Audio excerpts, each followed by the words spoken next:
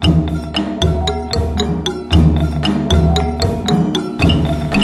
Gobi Desert is one of the great unexplored wildernesses of the world.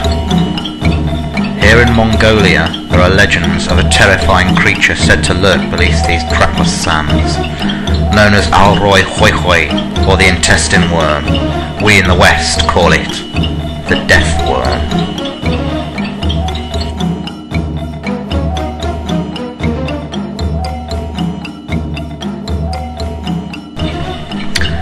My name is Richard Freeman, the Zoological Director of the Centre for Fortean Zoology, and in 2005 I led a 4-man expedition into the desert to search for this terrifying creature.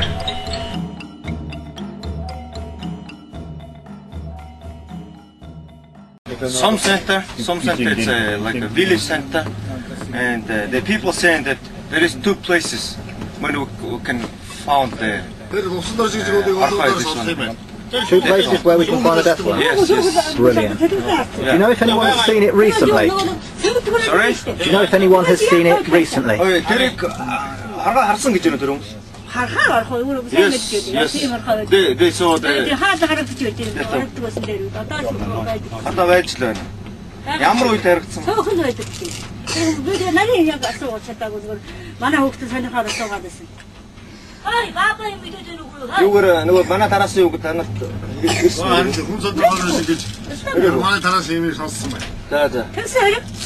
she asked because our leaflets it was distributed in whole families in this area, and she was asking because of the leaflets. Brilliant. The company eMongol.com arranged guides and drivers for us. One of the drivers had a family in Dalanzagad, Mongolia's second city. They knew of an elderly man called Sandorj who had seen the death worm in his youth, a sprightly 90 years old who recalled seeing the creature in the 1930s.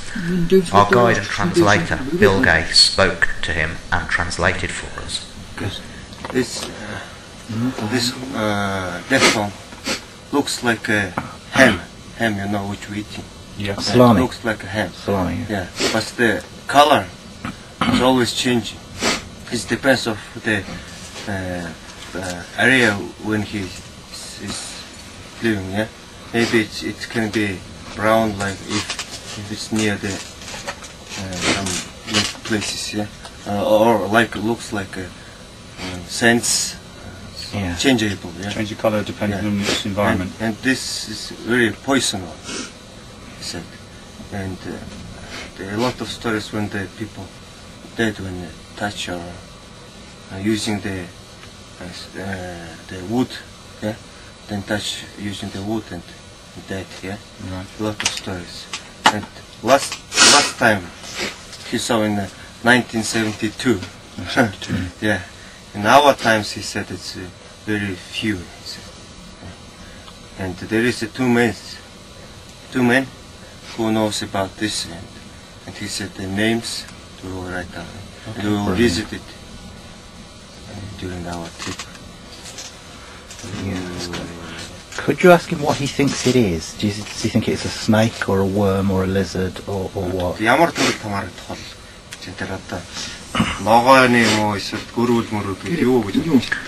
Sandorj believed the creature was not a true worm at all, but some sort of reptile, perhaps a strange sort of snake. It was very venomous, according to his parents, who had been very frightened of it.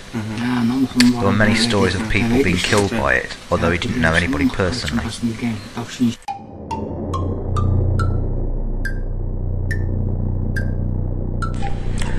As with many unknown animals, the problem with the death worm is that a real animal has become mixed up with mythology. By the time the stories of the Alroy Hoi Hoi reach the West, it's a monster worthy of Hammer. 5 feet long, blood red, a squirming creature as thick as a human arm. It can spit a corrosive yellow saliva that acts like acid, and kill its prey with blasts of electricity, much like an electric eel. The painting you've just seen was commissioned for us specially by eMongol.com.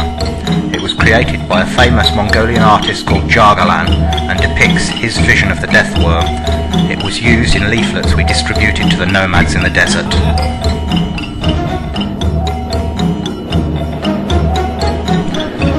The leaflets had been distributed far and wide in the Gobi Desert, and now we had to travel to the sun centres to find out if anybody had any knowledge of the creature or had seen it. Right, what have we learned so far? That winter in Mongolia lasts till the beginning of May, but the famous Mongolian dumplings are exactly the same as the rissoles I was fed as a child. And not a great deal else so far, since it's only day one.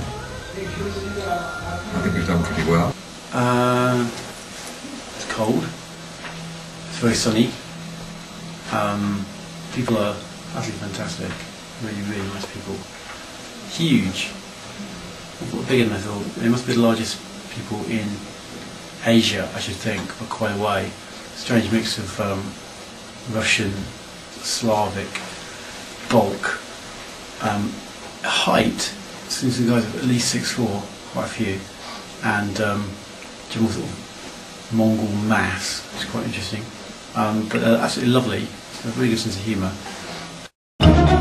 We in the West first became aware of the death worm through the work of the paleontologist Roy Chapman Andrews. He was in Mongolia in the 1920s studying fossils. The Prime Minister had asked him specifically to look out for the death worm on his trips. He even gave him a pair of tweezers and some protective goggles in order to try and catch the creature, although just what use these would have been is anybody's guess. More recently, the Czech cryptozoologist Ivan Merkelé has conducted several expeditions in search of the death worm. Thus far he's not found one, but most of what we know about this creature comes from his work and what he's discovered by talking to the nomads in the Gobi. Following Love Sandorji's directions, the drivers took us deeper into the Gobi in search of the two witnesses he had told us about. The color was brown. And he killed it. How did he kill it? Stone, using stone. Why did he kill it? Did it attack him?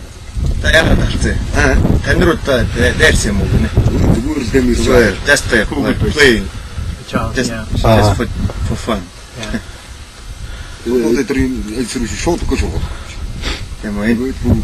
This snake was underground. And after a few days, some Russians came and took the body. This man's testimony is very interesting because it means there might well be a specimen of a death worm, unlabelled, lying in the basement of a Russian museum if it survived the fall of communism. The second man was a park ranger. His wife had seen the death worm only 3 years previously in a Saxel forest that grew in the desert close to the borders of China. She promised to take us to look at the area.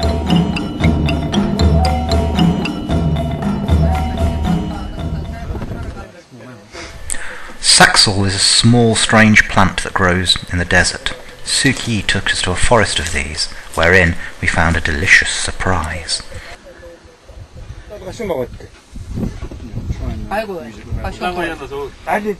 Apparently a Goya plant, some sort of edible tuber. Some sort of edible tuber from the desert. Just stumbled across it.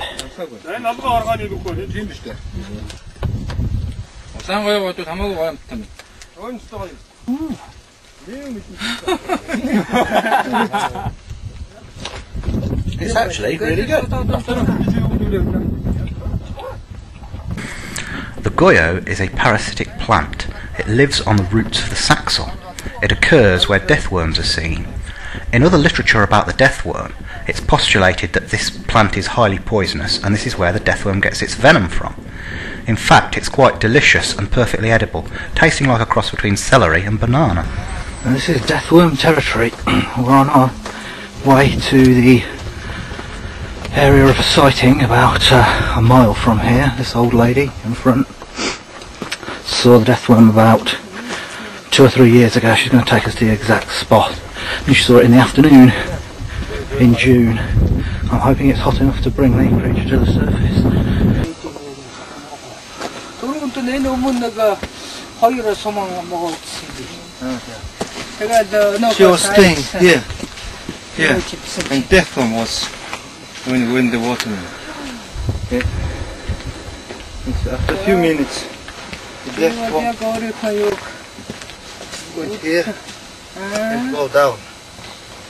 How big was it and what colour was it?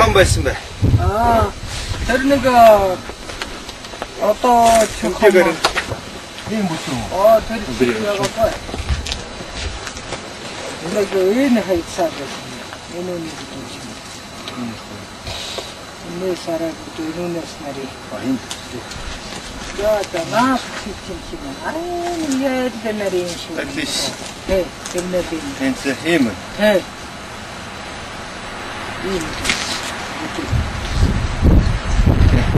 이거 허유 닫았다. 닫아가 여기 매듭. It was no. Couldn't say which one is head and which one is. The color was like this. Yeah. Great. Yeah.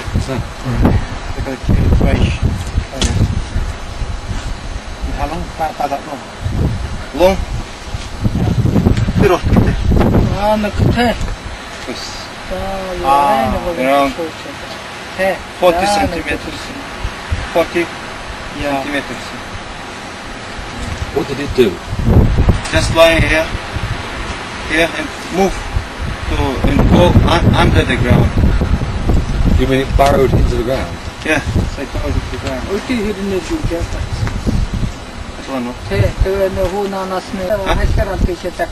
Yeah. Did he go into a hole or? Aşağı ayakta ne kurarsın? No, into the tree. Under the tree. Into the sand like that? Yeah, maybe, yeah.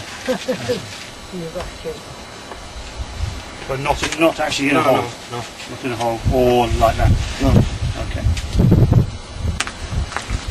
And you say, Bill, it was twice as hot as it is today when she Yes. saw it. Twice Yeah. as hot.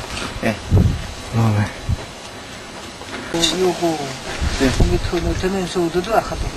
Mawag so. She thinks it's snake. Everything's going very well, really. The biggest setback we've had was being driven out of the Death Worm area on the Chinese border, which is a sidetrack, but an interesting sidetrack. Basically by a huge sandstorm which just blew our tents away like confetti across the plain, which isn't really very good. There's just no way we could continue, so that had to be curtailed, unfortunately, after only a few hours there. That's like the sort of wrath of God stopping us from finding the Death Worm. It's quite intriguing. Now we're back on track, basically. I don't think that was a major setback as well, because I think the animal she was describing, I don't think was necessarily the Death Worm. It sounded more like a snake. It was a different colour. She herself didn't describe it as the Death Worm. She said it was the camel tail worm. So, yeah, I don't think we're too set up with that. And we're now basically going to head off to the frozen glacier, the frozen lake, frozen valley. Sorry. It's supposed to be ice all year round, which would be good. Right, it's Sunday, May the 8th. Right, yes, day before yesterday we actually reached the Gobi Desert, which was great. Spring, after the tail end of winter on the steppes, spring suddenly, and even early summer suddenly appeared. Unfortunately, so did a very strong wind which drove us out again, which is a shame. The whole desert floor was covered with burrows, which presumably is some sort of small rodent, and would provide an excellent food source for the death worm. So we were looking forward to getting some trapping going. But we were driven out by a sandstorm. Had to spend the night in a jur. Last night we spent in a hotel, the first decent sleep I've had in over a week. And today we press on to the frozen river, which unless global warming has melted it already, where we're going to do a bit of extreme geocaching. That's it.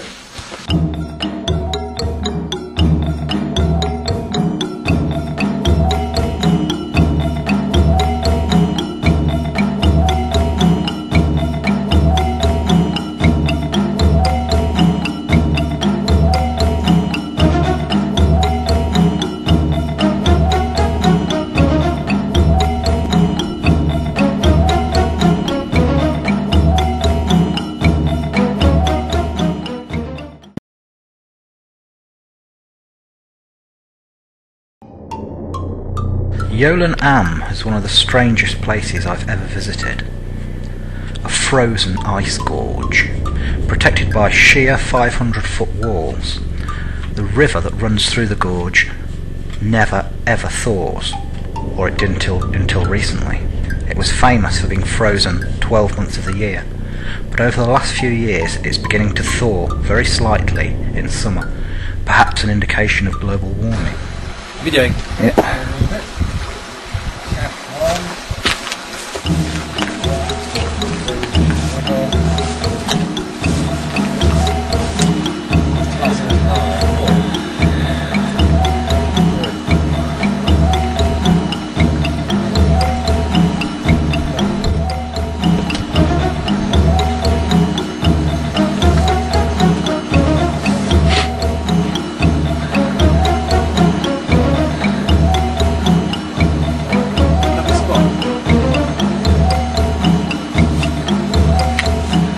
They just fell through the ice.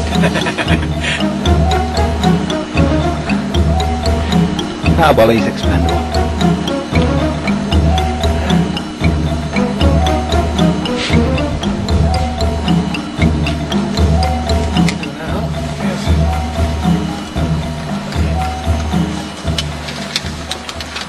Details.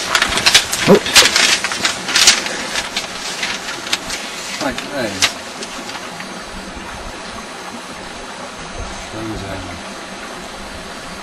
River, course,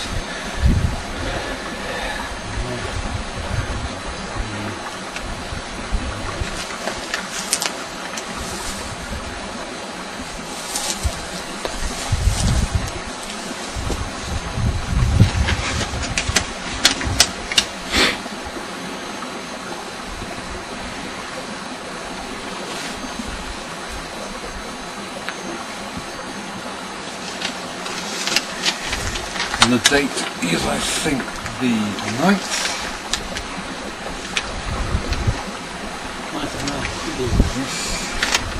Sign it. Yeah. You get to sign this. Oh yeah.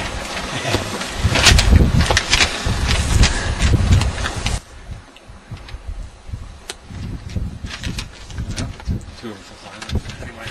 And I'll sign it as well. Yep. Do you want to hold the camera?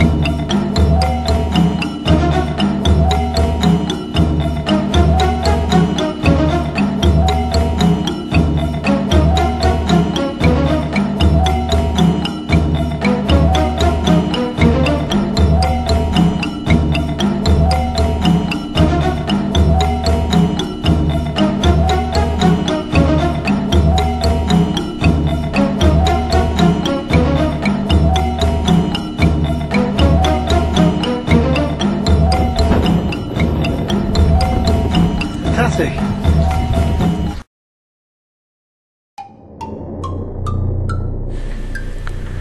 Later we returned to the frozen valley to explore the ice caves.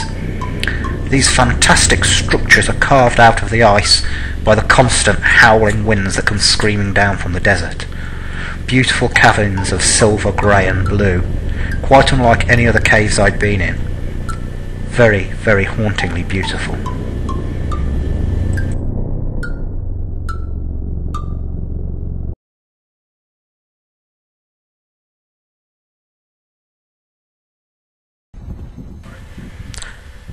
Out on the ice, we saw an uvu, a stone cairn topped with a silken blue flag, There are many of these scattered throughout Mongolia. It's believed that a traveller must walk 3 times around them and leave a rock there. That ensures he will always return. Several of these we encountered on the frozen river.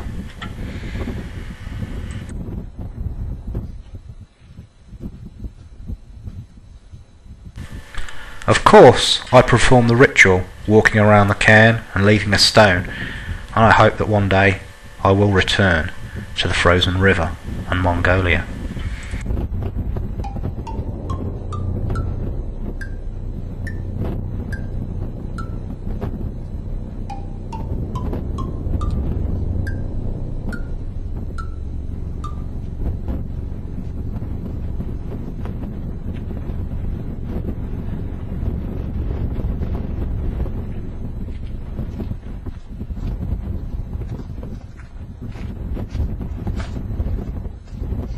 Spent the last couple of days staggering around the desert really.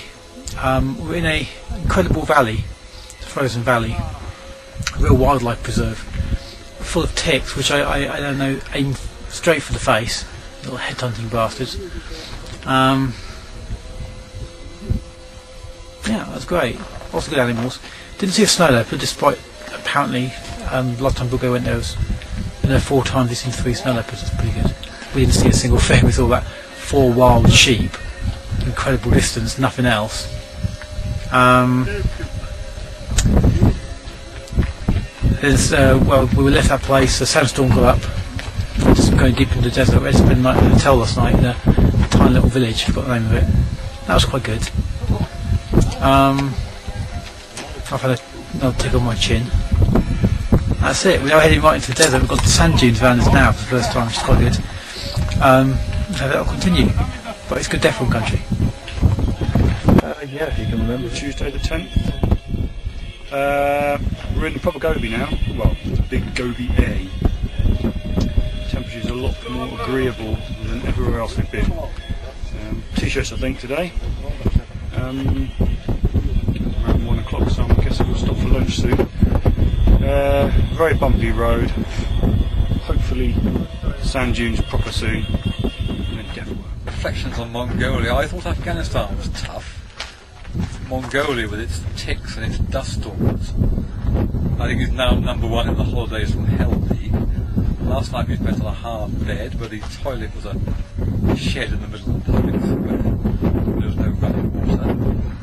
Today we're in the Gobi, which looks like true desert. Yesterday I planted my first extreme geocache up on a frozen river, so we'll be publishing the coordinates on the website pretty soon and challenging other intrepid adventurers to go and find them. And tomorrow I hope we're going to start some real work trapping and searching for the Death Worm. Whilst travelling through the desert, we came upon one of its most celebrated phenomena, a mirage. What looked like a vast lake in the distance, with mountains towering behind it, was nothing but an optical illusion, but quite a breathtaking one. From here we travelled to Nylon Sum. The governor had seen the leaflets distributed earlier. He himself had not heard of the Death Worm, but he'd done some digging and found several witnesses who claimed to have seen the creature.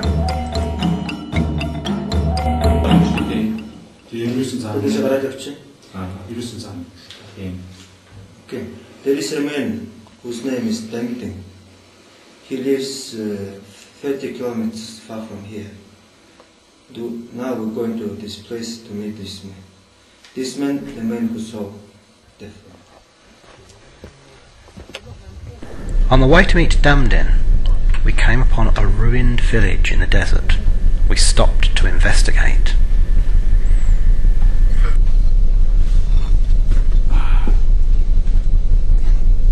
See if there's anything under this chunk of metal. Absolutely nothing at all. If the Death Worm is a reptile, then its food source is probably rodents. We took every opportunity to look for them. Now this is weird, it looks sort of more like traditional Mongolian than Russian. It looks rather decorative for a military installation, which is what we suppose this thing was. Yes. I think that possibly is. It might have been a monastery that was destroyed by the soldiers, who then built over it.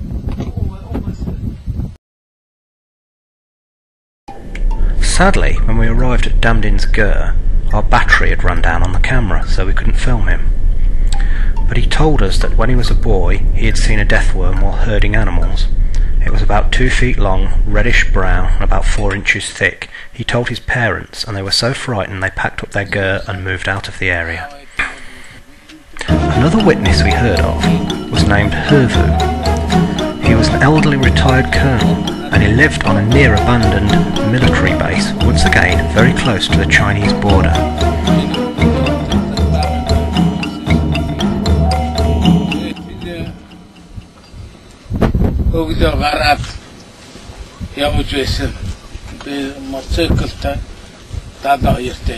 Hervu's encounter with the death worm took place in the early 1970s. It was around dawn and he was on a motorbike patrol near the border. He saw something lying in the desert. At first he thought it was an old tyre. On closer inspection he found it was the death worm. There was a strange light glistening on its scales, like electricity. On reflection he thinks this may have been the rays of the sun, glistening on the wet scales as it had been raining. Hervu watched the creature for half an hour, but it didn't move. He decided to go away and get a camera. Sadly, by the time he got back, the creature had gone. Several years later, one of his underlings came to him and told him that a very similar creature was lying coiled up in a grain storage area. He went to the storage area, but the creature had gone. The soldier's description matched his, a large salami-shaped creature, reddish-brown in colour, with scaly skin. Through our translators, Hervu pointed out the place we needed to go to.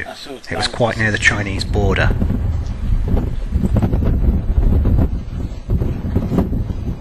Well, this is the place where this gentleman saw the death worm in 1973.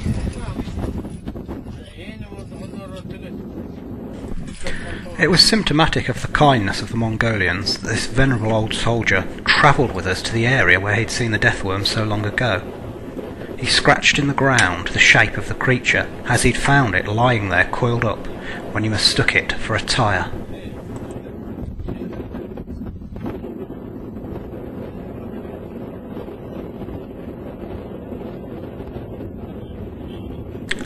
Through Chinese whispers, or in this case Mongolian whispers, the death worm has mutated into a terrifying monster, but in reality it's a flesh and blood creature, a part of the desert. Now it's time for us to try and lay some traps, see if we can catch the creature and find out just what it is. Very interesting rock formation.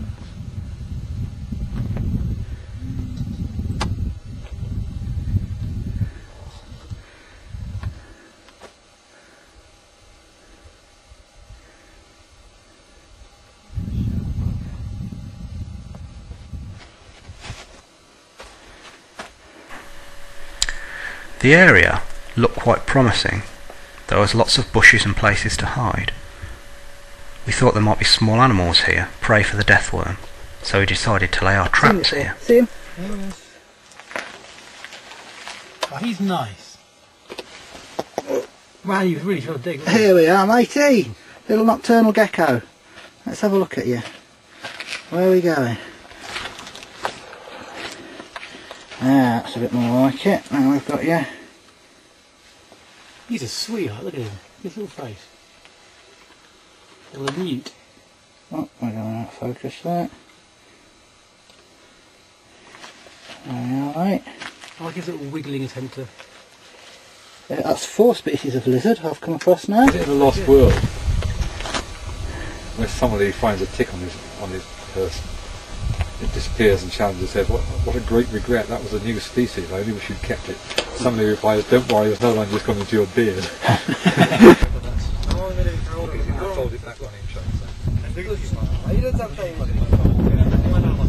There were certainly potential prey species here, but the big question was, were there any death worms?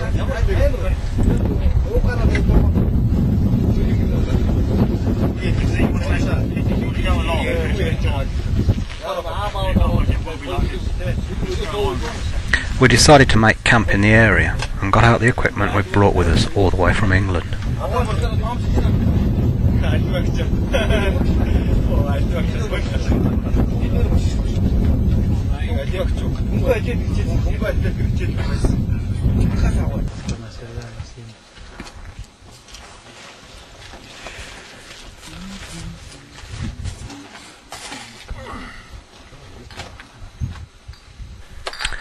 Bucket traps consist of several buckets sunk into the earth. Between them is stretched some upright wire supported by rods. The idea is that at night creatures running through the desert bump into the wire. They'll run along the wire because they can't get through it, eventually coming across a bucket and falling into it.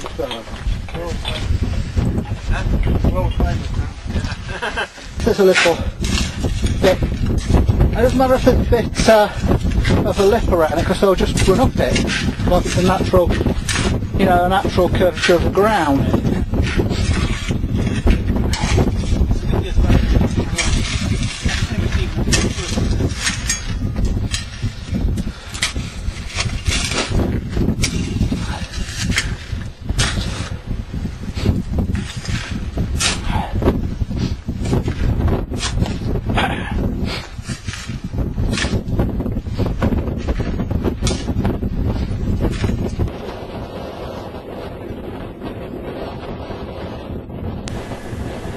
We also took along Longworth small mammal traps, which we baited with seeds and raisins in the hope that we could catch some local desert rodents and take a look at the things that the death worm might be eating. We set these traps well out of the wind, in little rocky alcoves and in bushes and other undisturbed places we hoped rodents would frequent. Then, with our traps set, we had our supper and retired for the night. Next morning we checked the traps. They were all empty, but there was evidence that there were rodents in the area, as some of the bait had been disturbed. For example, this nut looked like it had been chewed.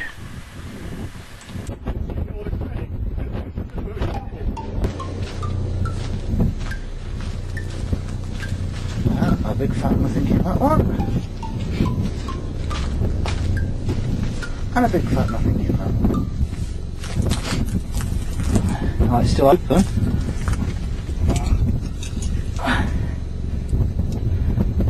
Absolutely nothing at all.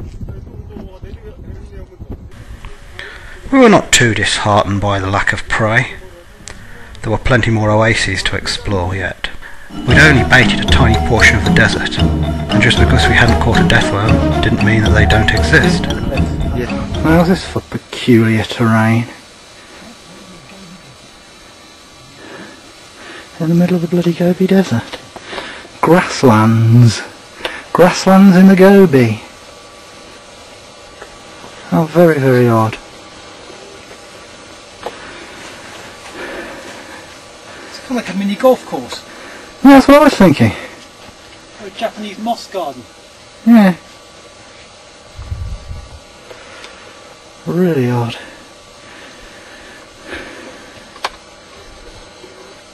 Strange stuff. Our next stop was Wall Canyon, or as the Mongolians call it, Zun Mad. It looked more like Mars than Earth, with its strange red rocks and sands. It was here that Chris did his second geocache. At the centre of Zun Mad was an oasis, a stream surrounded by trees and reed beds. We thought this would be the ideal place for a death worm. It was swarming with wildlife. Lizards, owls, rodents. We put more bucket traps here, as well as more small mammal traps. Garma, but I'm not sure what species. I'll have to check them when I get back in the books and stuff. We stayed at Wall Canyon for several days. One evening, whilst walking around the canyon at night, we saw strange green glowing eyes on the opposite bank. Upon investigation, the glowing eyes belonged to a small lizard, a Przewalski's skink gecko. Hundreds of these creatures came out at night, and the sight was quite spectacular and eerie, with their eyes glowing in the dark.